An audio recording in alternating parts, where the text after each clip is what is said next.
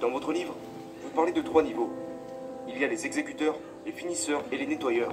Avant d'aborder les 13 points, si vous deviez simplement citer les différences entre les 3 niveaux, quelles seraient-elles?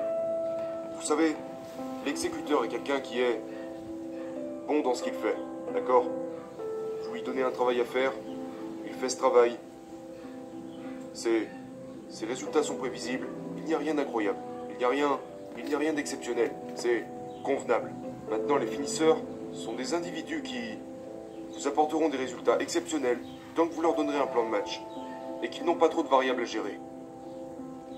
Ok? Et puis il y a les nettoyeurs. Les nettoyeurs vont chercher les meilleurs résultats, encore et encore. Mais voici la clé.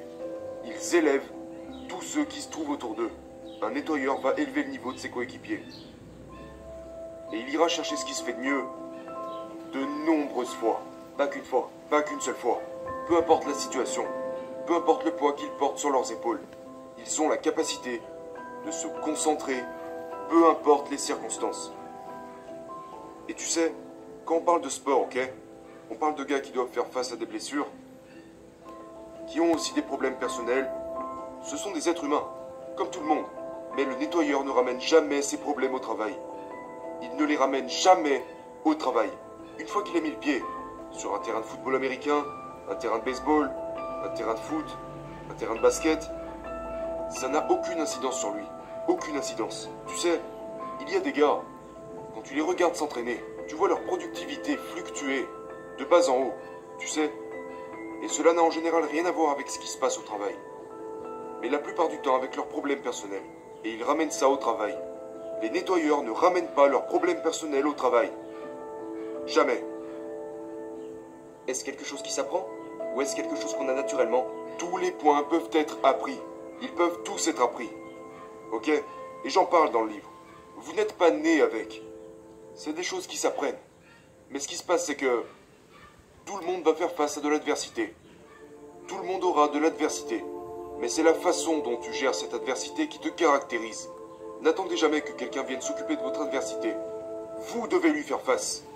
Et c'est la manière dont tu vas la gérer, comment tu vas la combattre, ou comment tu vas la fuir et laisser ta place, qui va déterminer l'évolution de ta carrière, de ton mental et de ton caractère. Tu sais, les gens parlent de... Les gens disent ça tout le temps. Tu sais, les défaites forgent le caractère. Ok. Quand est-ce que tu comptes avoir ce putain de caractère alors? Sérieusement. Quand est-ce que tu vas arrêter de perdre? Écoute, je préfère avoir quelqu'un qui gagne, avec peu de caractère, que quelqu'un qui a du caractère mais qui perd tout le temps. C'est bien d'avoir du caractère, mais au bout d'un moment, il faudrait peut-être commencer à gagner.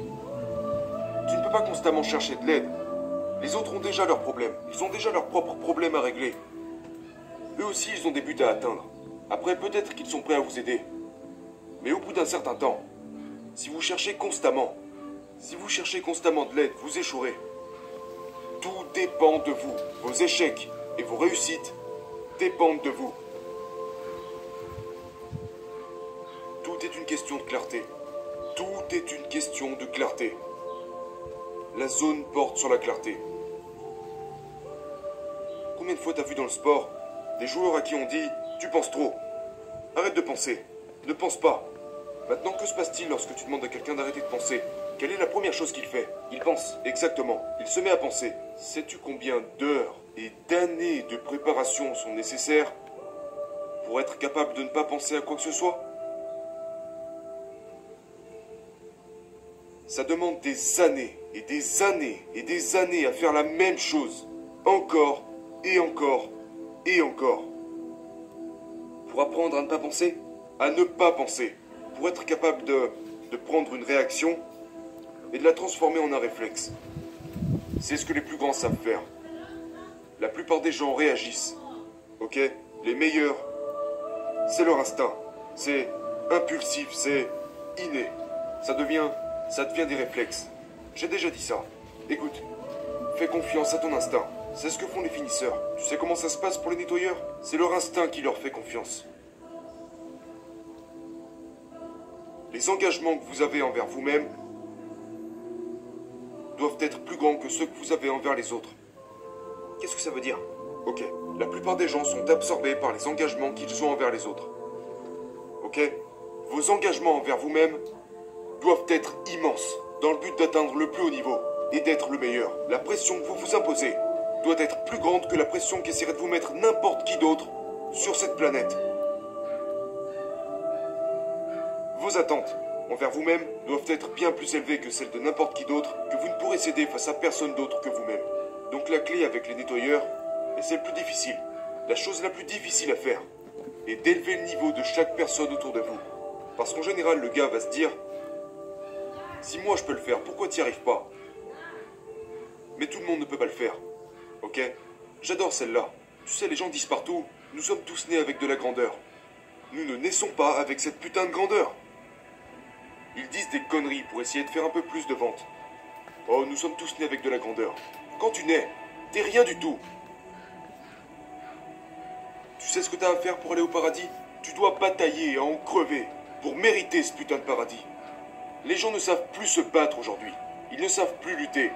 Le paradis commence en enfer. Ceux qui savent batailler, ceux qui savent se relever, sont ceux qui finissent par réussir. Ce sont les icônes. Il y a beaucoup de légendes dans ce monde, mais très peu d'icônes.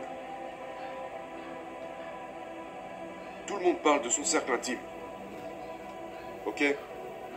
Les plus grands ont un cercle intime si petit, qui est si petit. Ce que les plus grands font, sais-tu qui devient ton meilleur ami? La distance. La distance devient ta meilleure amie. La distance par rapport à la concurrence. Ok? La distance par rapport aux autres. La distance par rapport à leur famille. La distance par rapport à leurs amis. D'accord? Par rapport à toutes ces personnes qui traînent ensemble. Ok? Aujourd'hui, nous idolâtrons les individus. Tout le monde essaye d'intégrer un groupe. Quand tu grandis, tu sais, je veux faire partie de ce groupe. Je veux sortir avec ces gens. Je veux passer du temps avec ces gens. Mais qui est-ce qu'on doit vénérer le plus? Ceux qui sont seuls. Ceux qui créent de la distance entre eux, la concurrence et le reste du monde. D'accord? T'as tous tes amis, avec qui vous avez tous commencé ensemble. Mais au bout d'un certain temps, tu réalises qu'ils ne peuvent plus te suivre. Alors tu crées cette distance. Peut-être que tu voudrais continuer avec eux, mais ils n'en ont plus la capacité. Ils n'ont pas la discipline. Ils n'ont pas le sens du sacrifice. Donc la distance doit devenir votre meilleur ami, afin que vous puissiez réaliser au mieux ce que vous voulez faire. Et ce sont des conseils complètement différents de ceux que la plupart des autres vous diront. Ils vous diront de vous entourer de personnes positives. Tu sais ce que ça veut dire? Ça veut dire que tu vas me cacher la vérité, juste pour que je me sente bien. C'est ça que ça veut dire. Vous devez vous entourer de gens qui vous diront la vérité lorsque vous ferez de la merde. Là, ils vous diront, tu fais n'importe quoi, t'as pris la mauvaise décision. Et quand ils vous disent que vous avez pris la mauvaise décision, eh bien maintenant vous devez régler le problème.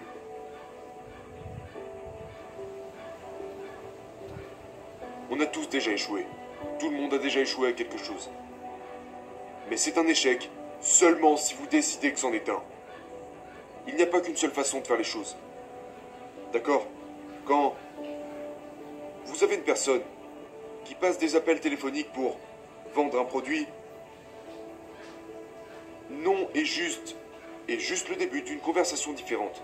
Maintenant, si vous pensez qu'en ayant reçu un non comme réponse, vous avez échoué, vous avez échoué. L'échec n'est rien de plus que l'image que vous en avez dans votre tête. Il faut être celui qui peut rebondir et se dire « Ok, certains vont dire non, d'autres vont dire oui, ok ? Mais es-tu prêt à comprendre pourquoi ils ont dit non, tu vois ? Pour que cela ne se reproduise pas au prochain appel. Et peut-être que c'était juste pas le bon moment. Juste parce que, tu sais, juste parce que tu n'as pas remporté le championnat une année, ne veut pas dire que tu as échoué. Ouais, ok, peut-être que tu n'as pas atteint l'objectif ultime cette année, mais l'année prochaine, tu te réoutilles et tu trouves de nouvelles manières d'y arriver. La première chose que Michael Jordan faisait chaque année, et Kobe le faisait aussi, c'est « Je dois ajouter quelque chose de nouveau à mon jeu. » Et ce, à chaque année. Et c'est ce qui sépare les meilleurs des meilleurs de tous les temps.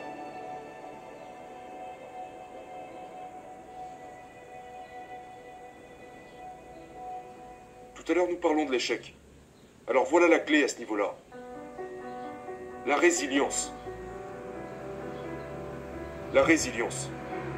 Quand les choses tournent mal, quand un tas de conneries commencent à se manifester, ok? Que tout le monde vous tire dans des directions différentes en vous disant que vous ne pouvez pas faire ci, que vous ne pouvez pas faire ça, Tu as ça. Tu as la résilience pour leur prouver qu'ils ont tort.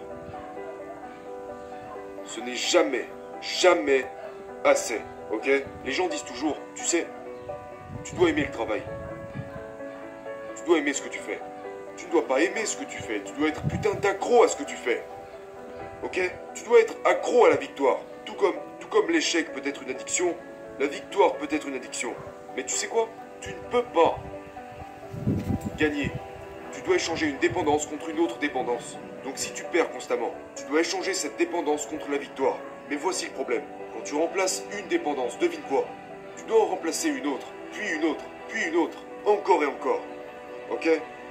Tu ne peux pas travailler de petites heures. Tu dois travailler de longues heures.